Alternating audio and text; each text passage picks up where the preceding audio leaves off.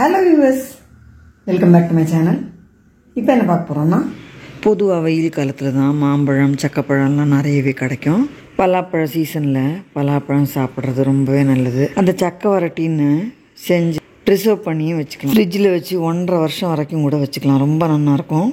அந்த சக்கை வரட்டி வச்சு எப்பெல்லாம் தேவையோ அப்போல்லாம் விதவிதமாக சக்கப்பழ பிரதமன், சக்கப்பழ அப்பம், இலை அடை எல்லாமே பண்ணலாம். இப்போது சக்கை வரட்டி எப்படி பண்ணலான்னு பார்க்கலாம். இது ஒரு மீடியம் சைஸ் பலாப்பழத்தை கட் பண்ணி சொலையெல்லாம் மட்டும் எடுத்து வச்சுருக்கேன். இதில் இன்னும் கொட்டையெல்லாம் எடுக்கலை. வரிக்கன் சக்கை, கூழச்சக்கைன்னு சொல்லுவா. வரிக்கன்லாம் நல்ல திக்காக இருக்கும் அந்த சொலையெல்லாம். இது கூழச்சக்கைங்கிறது. இது கொஞ்சம் நார் இருக்கிற மாதிரி இருக்கும். இது சின்ன சின்ன பீஸாக கட் பண்ண முடியாது. அதனால் இதை இந்த மாதிரி சோளை எல்லாமே கொட்டையை எடுத்துகிட்டு வச்சுருக்கேன். கொட்டைக்கும் சத பகுதிக்கும் மேலே உள்ள இந்த லேயரையும் தனியாக எடுத்தாச்சு, கொட்டையும் தனியாக எடுத்து வச்சுருக்கேன். இந்த சக்கை கொட்டையை வச்சு மிளகுட்டெல்லாம் செஞ்சு காமிச்சிருக்கேன். இப்போது இந்த சொலையை மிக்சியில் போட்டு நல்ல கூழாக அரைச்சிக்கலாம். தண்ணியே விடக்கூடாது.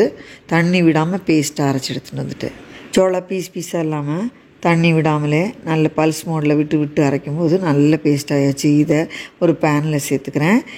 இதை கைவிடாமல் கிளறணும். அடி பிடிச்சிடக்கூடாது. அதுக்காகத்தான் இந்த மாதிரி நான்ஸ்டிக் பேனில் போட்டு கிளறின்ட்டுருக்கேன். பாருங்க, இதில் உள்ள தண்ணி சத்தெல்லாம் நல்ல வற்றி வரண்டிருக்கு. பாருங்க, ஸ்டவ்வை மீடியம் ஃப்ளேமில் வச்சுட்டு இந்த மாதிரி ஆகிறதுக்கு குறைஞ்சது 1/2 மணி நேரமாவது கைவிடாமல் கிளறணும். பேனில் நான் நெய்யெல்லாம் கொஞ்சம் கூட சேர்க்கலை. இந்த சமயத்தில் டஸ்ட்டெல்லாம் இல்லாமல் க்ளீனாக உள்ள வெல்லம் ஒரு அழாக்கு பொடிச்சது சேர்த்துக்கிறேன். இது நல்ல வெல்லம். டஸ்ட் இருக்கிறதுனா நீங்கள் கரையை விட்டு வடிகட்டி சேர்த்துக்கலாம். இந்த வெல்லம் கரைஞ்சி இதோடு சேர்ந்து நல்லா வரலணும். பலாப்பழத்தோட ஸ்வீட்னஸை பொறுத்து நீங்கள் வெல்லம் கூட்டியோ குறைச்சோ சேர்த்துக்கலாம். இது நல்ல திதிப்பு இருந்தது, அதனால் நான் ஒரு அழாக்கு வெல்லம் தான் சேர்த்துருக்கேன். இந்த மாதிரி ஜோராக வரண்டுருக்கு பாருங்க. வெல்லம் சேர்த்து 15 நிமிஷம் ஆச்சு.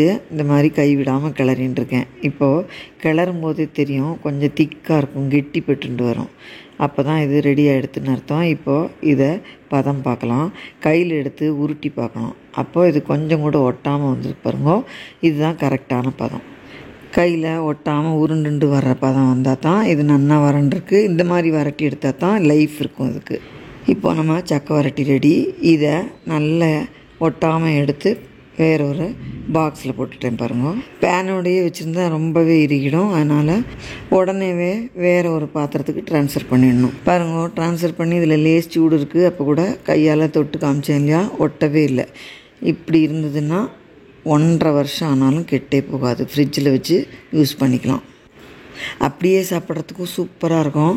இதை வச்சு அப்பம் பண்ணலாம். எல்லாம் அடை பண்ணி காமிச்சிருக்கேன் நம்ம சேனலில். பாயசம் பண்ணி காமிச்சிருக்கேன். இது பண்ணுறதுக்கு சிம்பிளான இன்க்ரீடியன்ஸ் தான். சக்கப்பழச்சோலைகள், அதோட வெல்லம், அவ்வளோதான். இந்த கேரளா ஸ்பெஷல் சக்கை வரட்டியை வியூவர்ஸ் கண்டிப்பாக இந்த சீசன் டைமில் செஞ்சு பாருங்க. எல்லாருக்குமே ரொம்ப ரொம்ப பிடிக்கும். வியூவர்ஸ் செஞ்சு பார்த்துட்டு உங்கள் ஃபீட்பேக்லாம் போஸ்ட் பண்ணுங்க. இந்த வீடியோ எல்லாருக்கும் யூஸ்ஃபுல்லாக இருக்கும்னு நினைக்கிறேன். லைக் பண்ணுங்க, ஷேர் பண்ணுங்க, சப்ஸ்கிரைப் பண்ணுங்க. தேங்க்யூ ஃபார் வாட்சிங்.